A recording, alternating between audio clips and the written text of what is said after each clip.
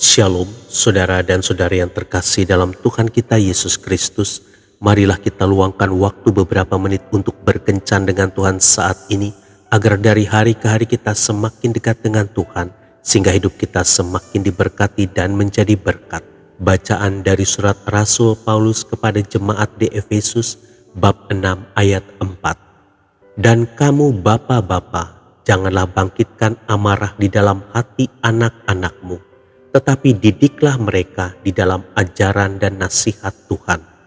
Demikianlah sabda Tuhan, syukur kepada Allah.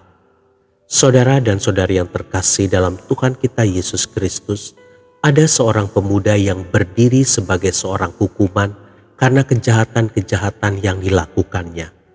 Hakim yang akan mengadili pemuda tersebut sudah kenal betul dengannya sejak ia masih kecil. Apalagi ayahnya adalah seorang penegak hukum yang terkenal. Sebelum sidang dimulai, sang hakim bertanya kepada pemuda tersebut, "Apakah engkau ingat pada ayahmu yang sudah engkau permalukan dengan kelakuanmu?" Pemuda itu menjawab, "Ya, saya sangat mengingat dia.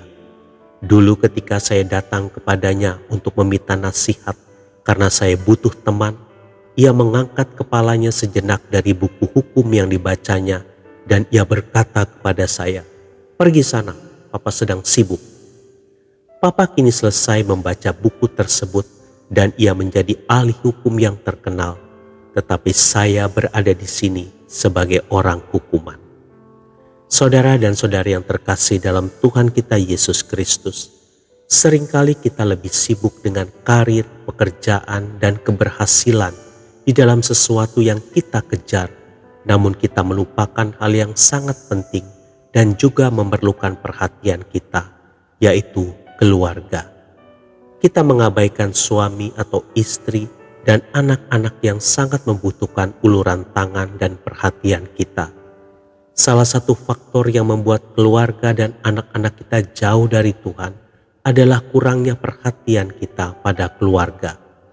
Kita terlalu sibuk dengan pekerjaan sehingga tidak ada waktu untuk berdoa bersama, ke gereja bersama, membaca Alkitab bersama. Betapa menyedihkan kalau kita berhasil mendidik dan mengajarkan jalan-jalan Tuhan kepada orang lain, tetapi tidak kepada keluarga dan anak-anak kita.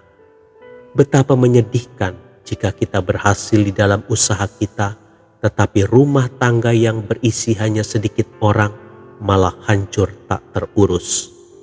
Berikanlah waktu dan perhatian untuk pasangan dan anak-anak kita.